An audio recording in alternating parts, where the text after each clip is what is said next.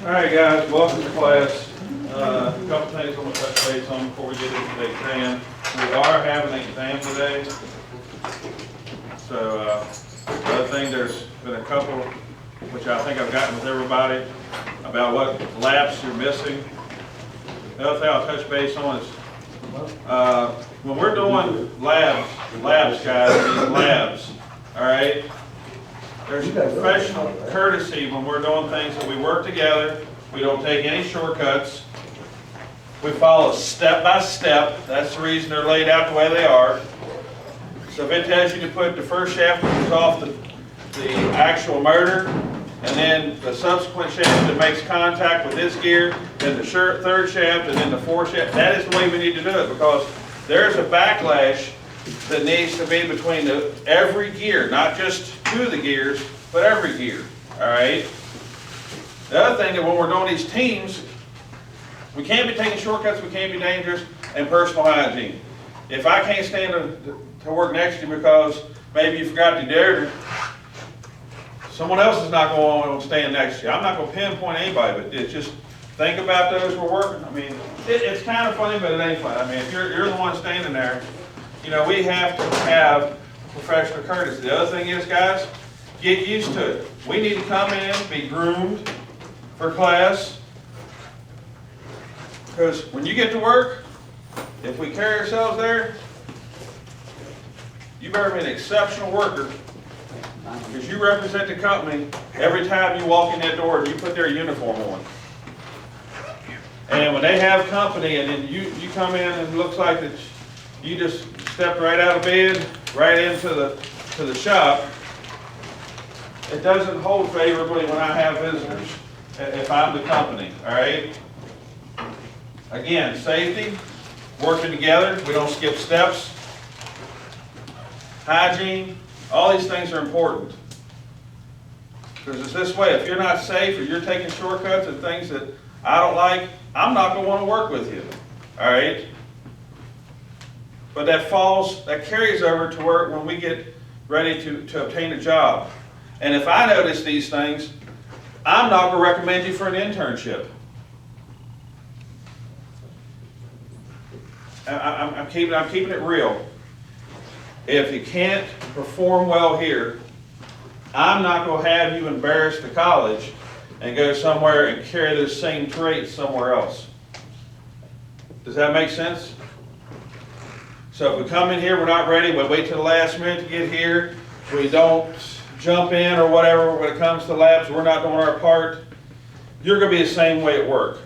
So you're going to wait for someone else to come up, and we used to have this thing we called Fletcher, and a guy that would actually come over, and he'd act like he was trying to figure out what was going on with it, and he would do that till two other people walked up, and then you wouldn't see him no more.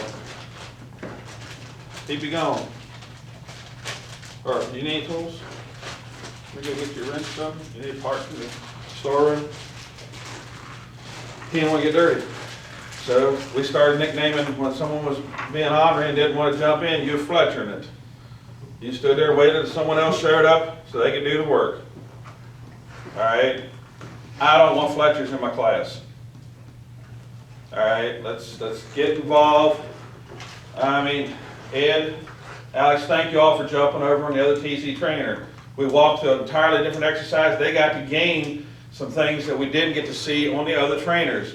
They got to actually check and change in play in the shaft, all right, using a taper roller bearing. They got to check the backlash and set it up in a gearbox. Whole different experience, but instead of standing around because others were working, we went over to another trainer and took care of business. All right, guys, if you ask, I'll help you. If you ask them, I was right there with them the whole process. But they gained from it. That's what this whole thing's about. Getting your hands dirty, getting there, gaining from it. You're not always got to get your hands dirty when we get out there, but if you don't have this understanding, the PLC and the other part of it, you're going to struggle. And I mean that wholeheartedly. Just like I showed Jason today with the PLC. I could have let you just struggle with that, but we worked through that step by step, putting bit by bit into that program until it functioned the way it should have. Then we did some analytical thinking. We got in there and we says, all right, well, if someone walks over and they hit the up and immediately hit the down, it's going to catch the motor on fire because I have two different phase settings going in there at the same time, so I'm cross-phasing. Then we programmed to eliminate that. Then we even took it a step further by changing a couple bits around or changing where the instructions were located on the rung. How much did it change the operation? Night and day difference of the way to operate, just changing one bit on two different rungs. But if you come in, if you're here, you want to do, I will work with you on these things. Again, it's a lot of information in a kind of a short time. However, it will stay with you. All right? So we all on board with this? Now what I have for you, I have an exam that should be easy. Once you complete the exam, have a good evening. Now, before we write on anything else, this is the paper you're allowed to put ink or lead on. These are the papers you're not allowed to put lead and ink on. For some reason I'll hand them out. I know somebody's going to put their name on the thing. Just as I'm standing up front. All right. And if I see that there's something that I missed on the coverage, I will do a curve on this grade. All right, so if everybody misses the same thing, well, I will curve the grade. Pass back.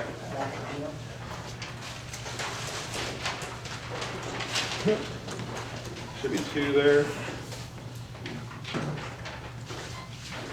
I'm handing you the answer sheet first. Doesn't it sound like I'm getting a little redundant there?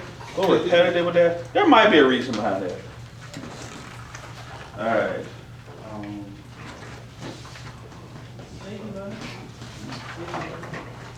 Well.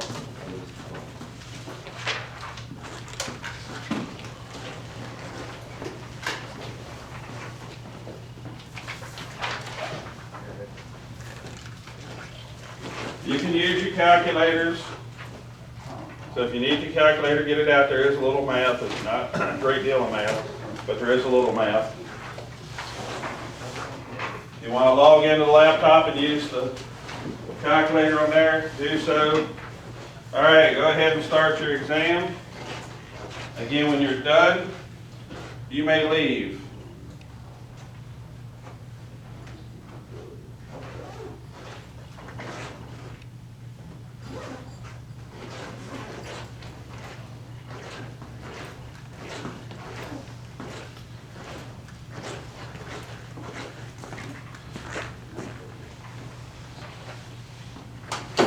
If you have any questions, please raise your hand.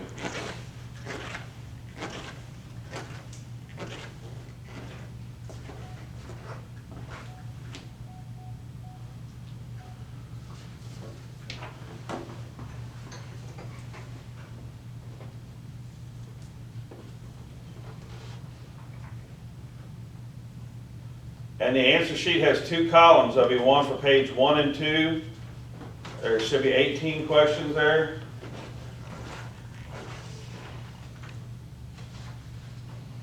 And don't write on my sheet there, John. All right.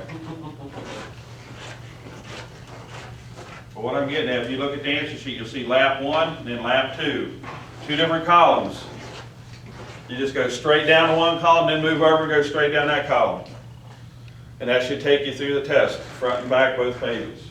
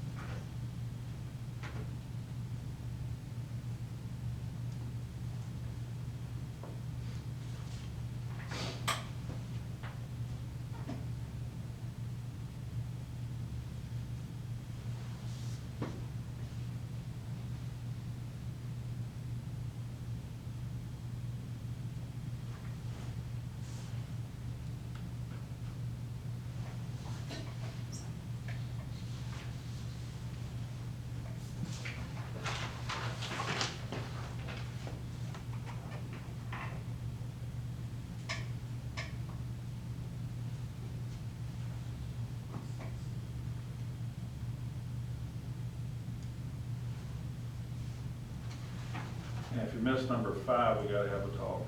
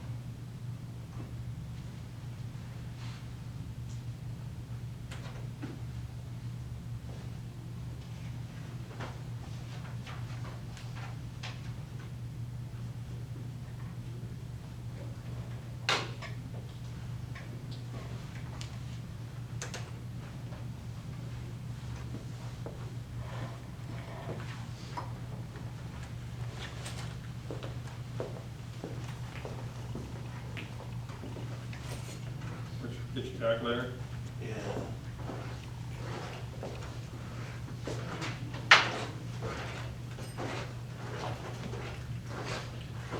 You just laptop or your cell phone?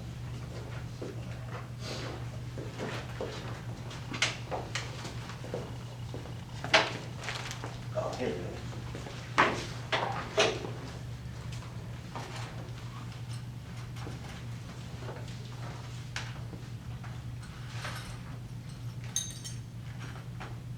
Mr. Jones, please check carefully, we put an Allen wrenches away. I found another one that was missing.